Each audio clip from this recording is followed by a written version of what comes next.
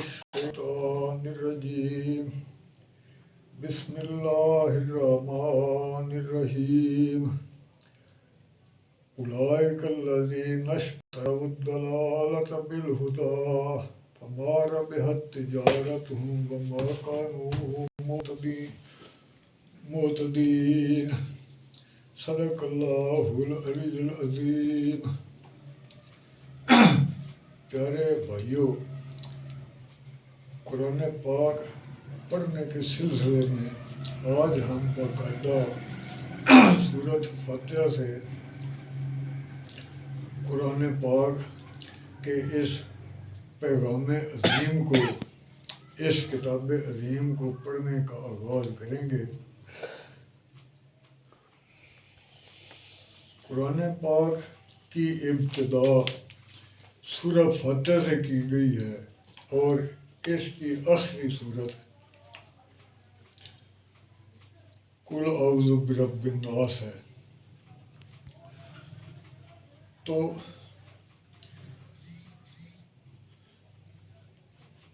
سورۃ فاتحہ کے شروع میں بسم اللہ الرحمن الرحیم ہے۔ قرآن پاک میں یہ لفظ بسم اللہ الرحمن الرحیم کئی مقامات پر اللہ کریم نے بڑے فصاحت، بڑی بلاغت کے ساتھ بیان فرمایا ہے۔ سورۃ ہود کی آیت نمبر 41 میں ہے قال ارکبوا فیہا بسم اللہ مجریہا و مرساہا ان ربی لغفور الرحیم۔ تو قال ارکبوا فیہا، اس نے اسے کہا چل پڑو اللہ کے نام سے، مجریہا و مرساہا ان ربی لغفور الرحیم، تمہارا رب بڑا غفور اور رحیم ہے۔ اسی طرح حضرت سلیمان علیہ السلام نے جب ملکہ بلقیس کو، یمن کی ملکہ کو خط لکھا تو اس کے شروع میں، ابتدا میں لفظ لکھا انہ من سلیمان وانہ بسم اللہ الرحمن الرحیم۔ یہ سورۃ نمل کی آیت 30 ہے۔ تو یہ قرآن پاک کی شروع جو ہے، اس کا مطلب یہ ہے کہ یہ اس قرآن پاک کی ابتدا ہی بسم اللہ الرحمن الرحیم سے نہیں کی گئی، بلکہ یہ اس سے پہلے تمام انبیاء کا قاعدہ یہی تھا۔ وہ جو گفتگو فرماتے تھے، جو خطاب فرماتے تھے، یا جو کسی کو کوئی خط یا کوئی حکم ارسال کرتے تھے تو اس کی ابتدا بسم اللہ الرحمن الرحیم سے کرتے تھے۔ تو یہ بسم اللہ الرحمن الرحیم جو ہے، یہ ہے شروع اللہ کے نام سے جو بڑا رحمان اور بڑا رحیم ہے۔ اس میں علامہ غلام رسول سعیدی صاحب نے تبیان القرآن لکھی، تفسیر ابن کثیر جو حافظ عماد الدین ابو الفداء ابن کثیر رحمۃ اللہ علیہ نے لکھی تھی۔ اس میں مولانا محمد جنہ پیڑی صاحب نے اس کی مزید اس تفسیر پہ تشریح کی۔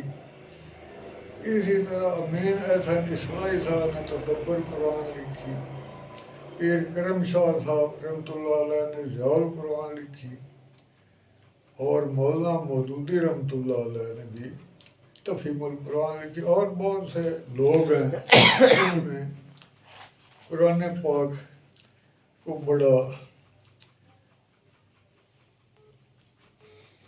فصیح الترتیب، بڑی خوبصورتی سے عام فہم بنا کر لوگوں کے فائدے کے لیے پیش کیا۔ تو انہوں نے بسم اللہ الرحمن الرحیم، اس بسم اللہ شریف کے اندر اللہ کریم کی دو خوبیاں بیان کر کے یہ کہا قرآن کریم میں اللہ کریم نے، اس اللہ کے نام سے اس قرآن کریم کی ابتدا کی جا رہی ہے جو رحمان بھی ہے اور جو رحیم بھی ہے۔ پھر سورہ فتح شروع ہوئی، سورہ فتح الحمدللہ رب العالمین الرحمن الرحیم مالک یوم الدین ایاک نعبد و ایاک نستعین اہدنا الصراط المستقیم صراط الذین انعمت علیہم غیر المغضوب علیہم ولا الضالین۔ تو یہ سورۃ فتح جو ہے بسم اللہ الرحمن الرحیم سے شروع ہوئی۔ اب اس کے سورت کا مضمون کیا ہے اور اس کی ترتیب کیا ہے؟ تو اس میں یہ پہلے تو اس میں الحمدللہ رب العالمین سے پہلی 3 آیات جو ہیں وہ اللہ کی تعریف کی ہیں۔ الحمدللہ رب العالمین الرحمن الرحیم مالک یوم الدین۔ اب درمیان میں کہا ایاک نعبد و ایاک نستعین، اللہ کی صفات بیان کر کے اس کی حمد و ثنا کر کے پھر دوبارہ کہا الرحمن الرحیم، جو رحمان اور رحیم ہے اور جو قیامت کے دن کا مالک ہے۔ یہ جس مالک کی صفات ہیں ہم اسی کی عبادت کرتے ہیں اور اسی سے مدد طلب کرتے ہیں۔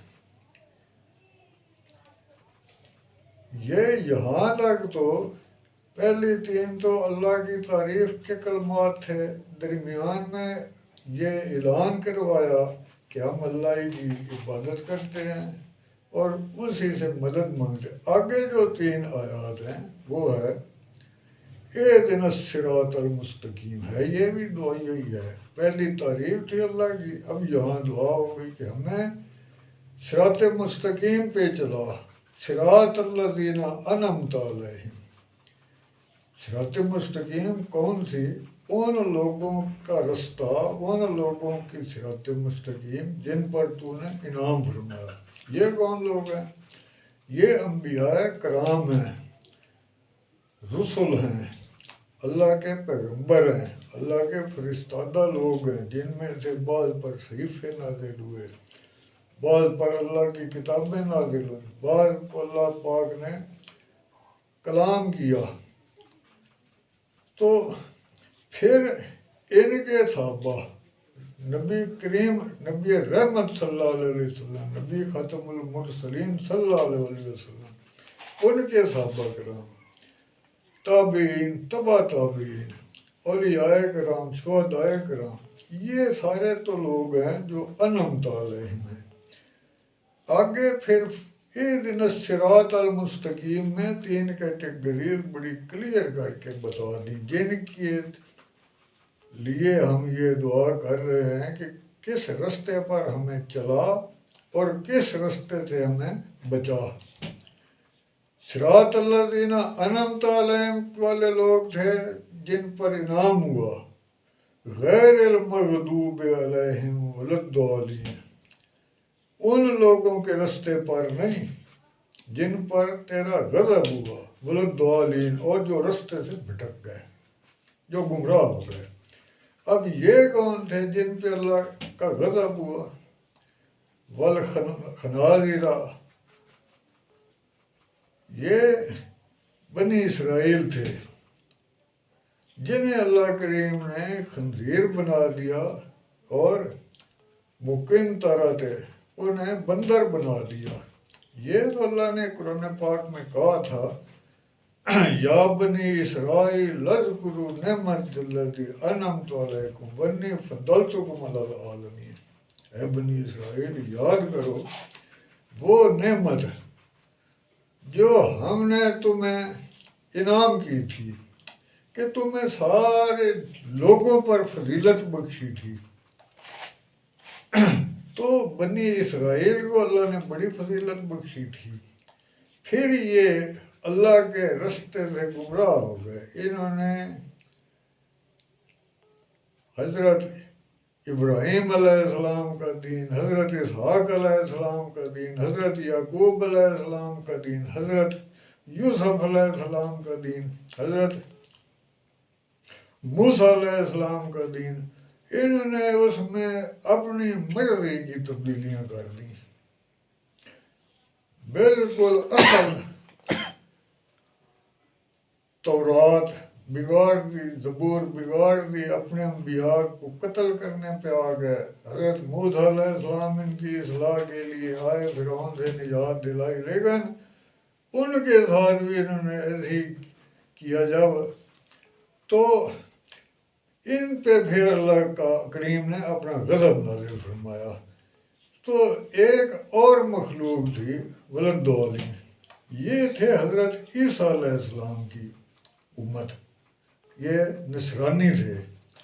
انہوں نے تو اپنے انبیاء کی تعلیم کو، اپنے اللہ کریم کی طرف سے اپنے انبیاء پر اتری ہوئی کتابوں کو بدل ڈالا، ان میں تعریف کر دی۔ اور جو نصرانی تھے یہ ایک اور قسم کے خطا میں پڑ گئے۔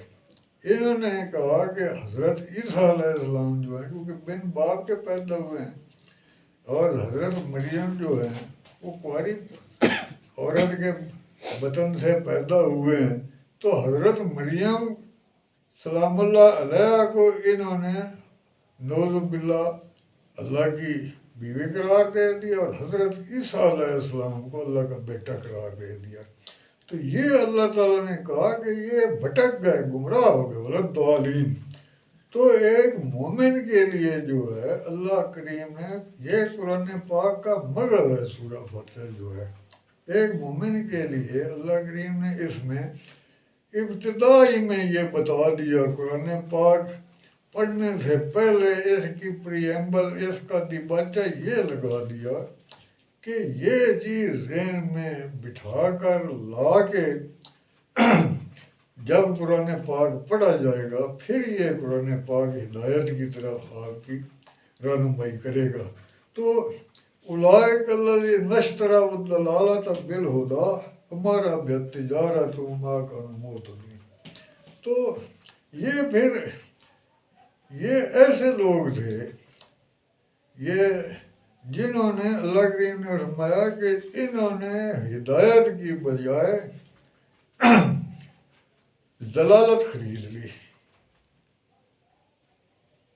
اور ان کی یہ تجارت ان کے کسی کام نہ آئی، اور انہوں نے ہدایت انہوں نے قبول نہیں کی۔ وما کانوا مہتدین، یہ ہدایت یافتہ لوگ نہیں تھے۔ اسی طرح اللہ نے فرمایا جو والذین جاہدوا فینا لنہدینہم سبلنا وَإِنَّ اللَّهَ لَمَعَ الْمُحْسِنِينَ، اگر یہ لوگ ہمارے لیے جد و جہد کرتے، جہاد کرتے، کوشش کرتے، تو ہم انہیں ضرور کامیاب کرتے، اور اللہ ہمیشہ محسنین کے ساتھ ہوتے ہیں۔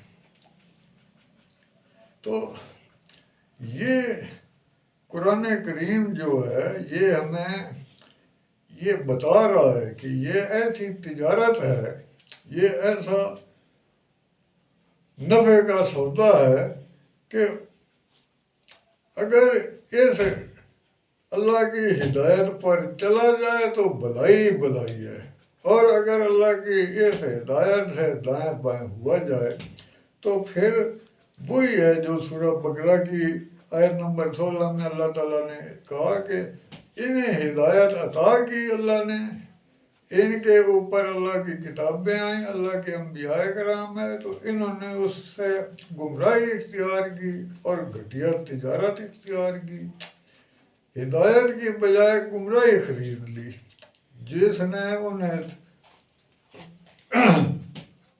گمراہ کیا، ضلالت میں ڈالا، اور یہ بالکل ہدایت والے نہیں تھے۔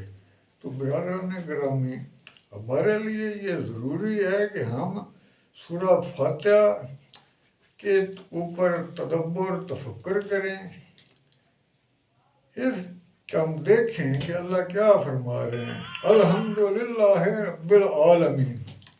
تعریفیں اس اللہ کی ہے، حمد و ثنا اللہ کی ہے جو سارے جہانوں کا رب ہے. یہاں کوئی پاورفل ہے، کوئی دنیا کی معیشت کا بڑا ملک ہے، کسی کے پاس اسلحہ زیادہ ہے، کسی کے پاس طاقت زیادہ ہے، کسی کے پاس ٹیکنالوجی ہے، لیکن وہ کوئی ایک خطے کا بادشاہ ہے، کوئی دوسرے خطے کا بادشاہ ہے. کسی کے پاس ایک قوت ہے، کسی کے پاس دوسری قوت ہے جو فانی ہے. اللہ کا تو ایسا نظام ہے، اللہ کی تو ایسی حکمرانی ہے کہ جو سارے عالمین کا مالک ہے، رب سب کو نظام میں میزان سے، نظام بالقسط سے چلا رہا ہے. اس کے نظام میں ذرا برابر ایک بال برابر بھی ٹیڑھ نہیں ہے، گڑبڑ نہیں ہے. تو پھر اس کی تعریف ہے. مومن جو ہے وہ اللہ کریم کا بندہ ہوتا ہے، اسے اپنا رب مانتا ہے.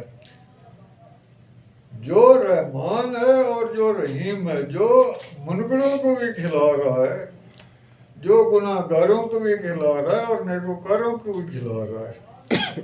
بڑا رحمان ہے، بڑا رحیم ہے. وہ پکڑنے پہ آ جائے، گرفت کرنے پہ آ جائے تو دیر ہی نہ لگے. لیکن یہ تو وہ رحمان ہے. ہمارے جیسے گناہ گار بھی اس کی زمین پر، دھرتی پر چاہے جتنا بوجھ ہو وہ ہمیں برداشت، ہمیں پوری چھوٹ دے رہا ہے، رزق بھی دے رہا ہے. ہم اپنے طرز پہ زندگی بھی گزار رہے ہیں. تو لیکن یہ یوں نہیں ہے کہ یہ یوں ہی چلتا رہے گا. وہ مالک یوم الدین بھی ہے، جس دن وہ ترازو رکھ لے گا، جس دن لوگوں کے اعمال نامے اس کے سامنے پیش ہو جائیں گے اور سارا کچا چٹھا نکل جائے گا. تو یہ جب ہم قرآن پاک پڑھتے ہیں، جب ہم اس پہ غور و فکر کرتے ہیں، پھر ہمارے اندر وہ اسپرٹ پیدا ہوتی ہے. پھر ہم یہ سمجھیں گے کہ اللہ نے ہمیں زمین پر کیوں بھیجا. یہ خلافت جو اللہ نے اذ قال ربک للملائکۃ انی جاعل فی الارض خلیفہ، جب اللہ نے کہا میں زمین پر خلیفہ پیدا کرنے والوں فرشتوں کو، تو یہ قرآن پاک پڑھنے سے ہمیں پتہ چلتا ہے کہ یہ اللہ کا جو پلان، جو پروگرام تھا، یہ اس نے اپنا خلیفہ بنایا، ذمہ داری سونپی، عہد لیا. پھر اس نے اس عہد کی اکاؤنٹیبلٹی کرنی ہے. یوم الدین قیامت کے دن اس نے سارے حساب کتاب لینے ہیں. تو ایک مومن جو ہے، اللہ پہ ایمان رکھنے والا شخص جو ہے، وہ اپنی زندگی کو غیر ذمہ دارانہ جانوروں کی طرح کبھی گزار ہی نہیں سکتا. اگر اسے دین کا شعور ہو، اللہ کی ہدایت قرآن کریم کو وہ کھلی آنکھوں کے ساتھ پڑھ لے، تو وہ بالکل ھذا القرآن یہدی للتی ہی اقوم. یہ قرآن تو ایسی کتاب ہے جو بالکل سیدھی راہ پر چلاتا ہے. تو دوستو، ہمیں قرآن پاک کو پڑھنا ہے، اس پر غور کرنا ہے، تھوڑا سا ٹائم روزانہ نکال کر اپنی زندگی میں اللہ کا پیغام سمجھ لیں. سمجھ کر ہم کوشش کریں زندگی کی جو سانسیں اللہ کی اطاعت میں گزار لیں. ما علینا الا البلاغ.